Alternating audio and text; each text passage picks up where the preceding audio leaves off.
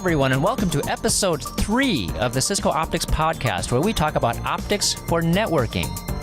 Have you ever wondered why pluggable optics exist? Have you ever wondered what acronyms like QSFP, LR4, FDC, and PAM4 actually mean? My name is Pat Chow, and I'm a product manager in the Cisco Optics Group. In this episode, I continue a conversation with my colleague, Ray Nearing. He explains to me how a lot of these came to be, starting from the days of 1 gigabit GBIC, all the way up to today's 400 gig QSFP GD. This is the third part of a 4-episode conversation with Ray, and in this episode, we get into 100 gig pluggables, and then the QSFP DD form factor. Check out the notes section for a detailed breakdown. Ray Nearing is a colleague of mine in the Cisco Optics Product Management Group, and over the years has held senior management positions at other companies in the optics space.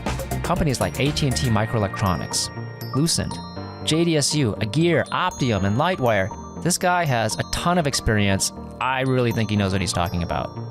For more information about Cisco Optics, go to cisco.com/go/optics and check out our blogs at blogs.cisco.com and search on hashtag Cisco Optics blog.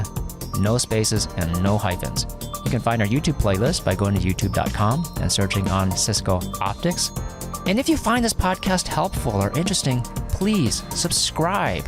And even better, give us a review on Apple Podcast.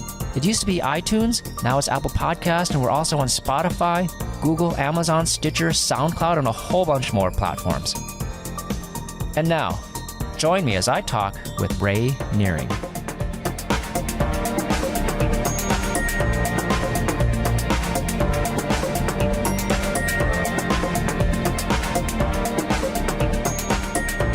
So another one of my impressions is that, again, before data center kind of took over as a primary driver, there's a certain time scale that's kind of mutually understood. Like there's always the 4x bandwidth increase with a 2.5x price increase or cost increase.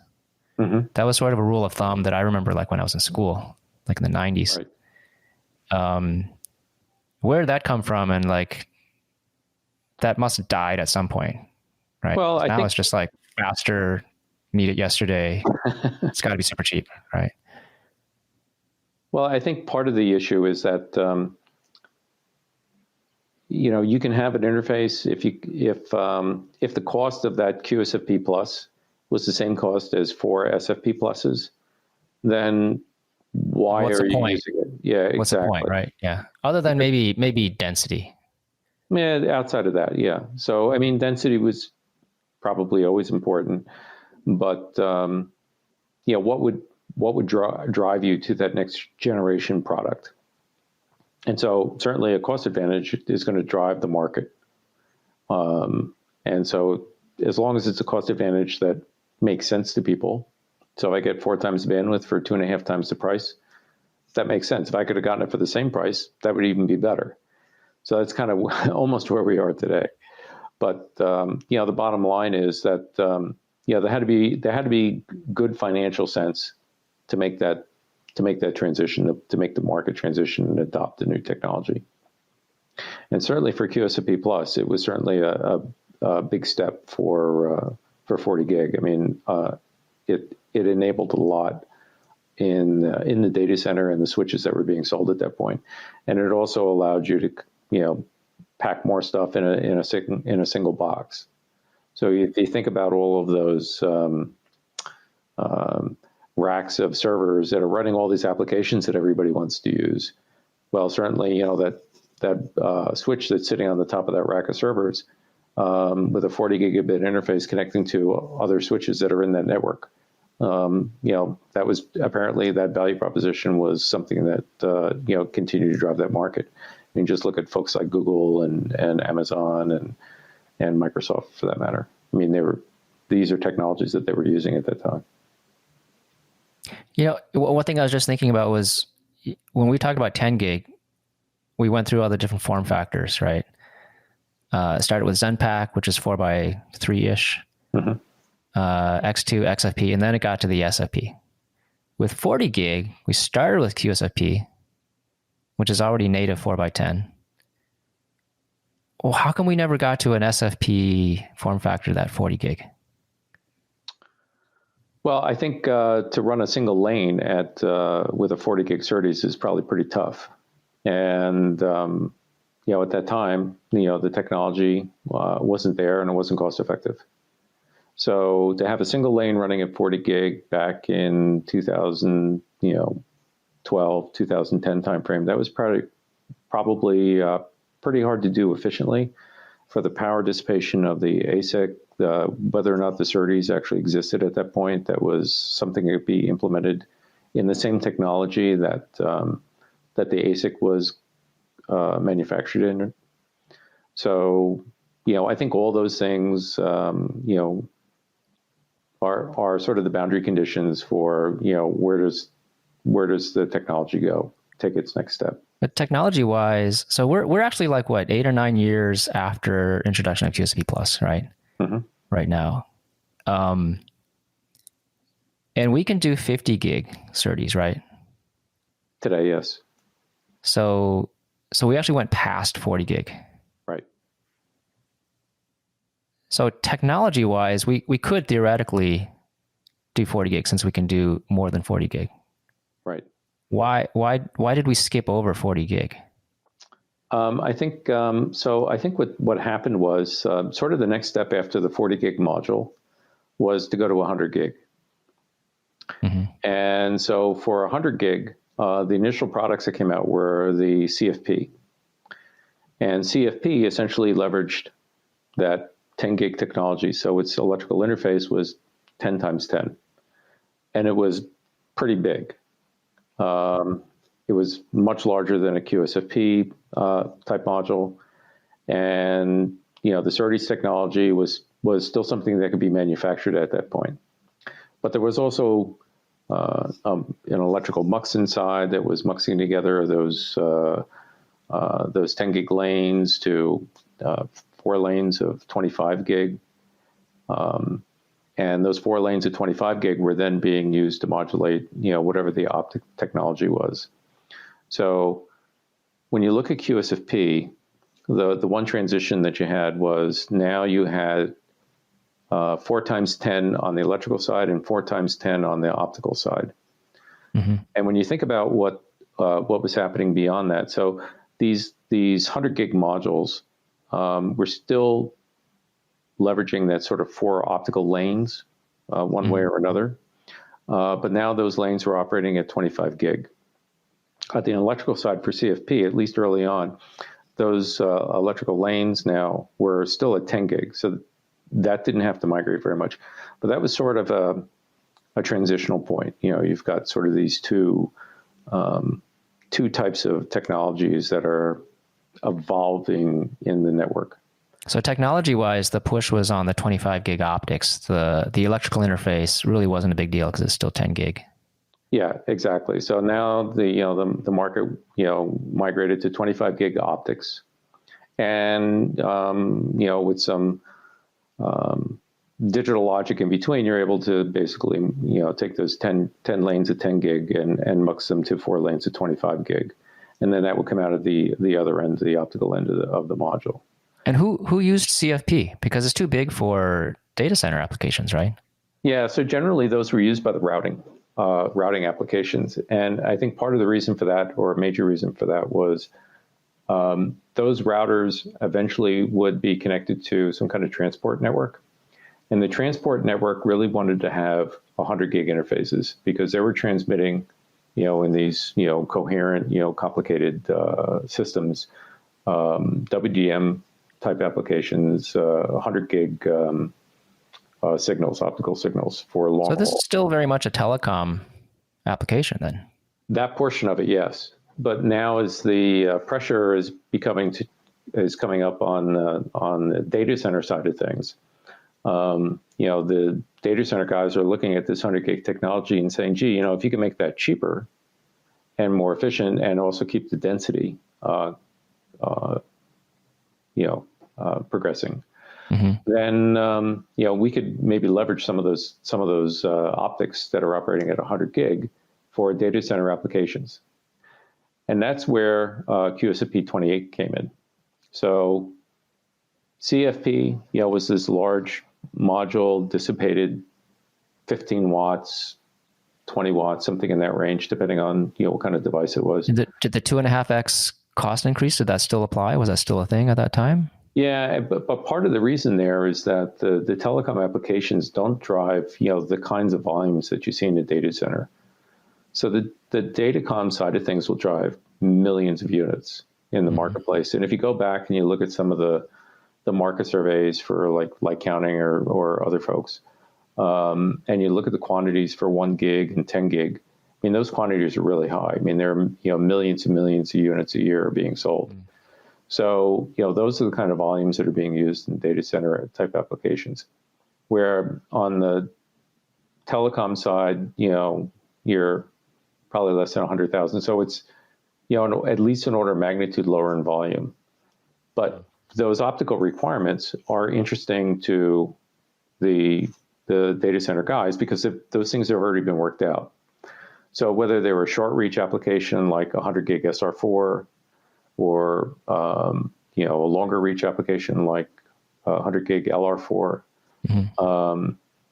sort of the technical issues have been worked out in the IEEE and whatever the standards organizations are. So to be able to leverage that and to figure out how to use those technologies in higher volumes and still get lower cost, to be able to scale it, was something that I think everyone was looking at. So instead of the SerDes going from 10 gig to 40 gig, it went from 10 gig to 25 gig. That was sort of the next natural step. And it aligned well with what was going on the optical side. So that's what happened. So you saw QSFP28 sort of pick up, leverage all the stuff that had already been worked out on the telecom side for 100 gig optical interface. And then now there was a good alignment between the electrical side and then the optical side in those modules. And then that's what drove into the Ethernet switch applications. Okay, so we said QSFP plus 40 gig was around 2012, 2013, but it took off in 2014. QSFP 28, let's see, I'm trying to remember also, when did that start? So it probably started in the 2014, 2015 timeframe, but the real volume started to really kick in 2016 and beyond. So 2014 to 2016, that seems like a really short period of time.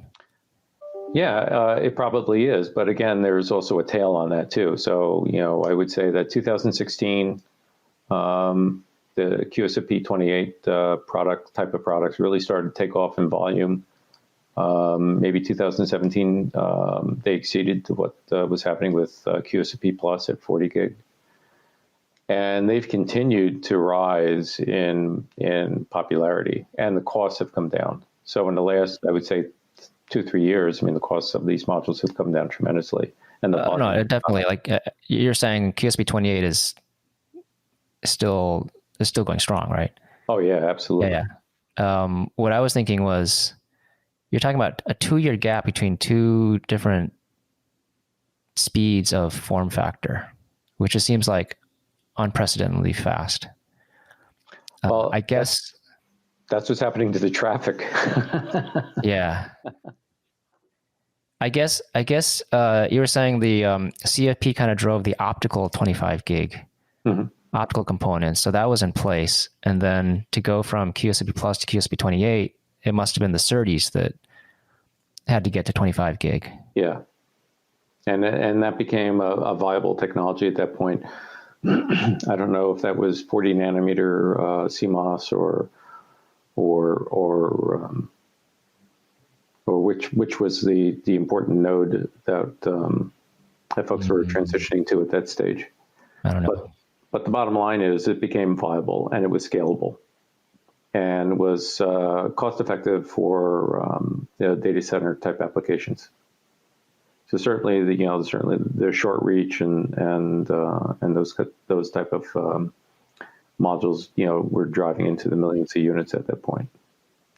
The other thing that was actually important, I think, for leveraging the QSFP form factor was the fact that there were an awful lot of ports at 40 gig, and there were an awful lot of modules that were being shipped at 40 gig.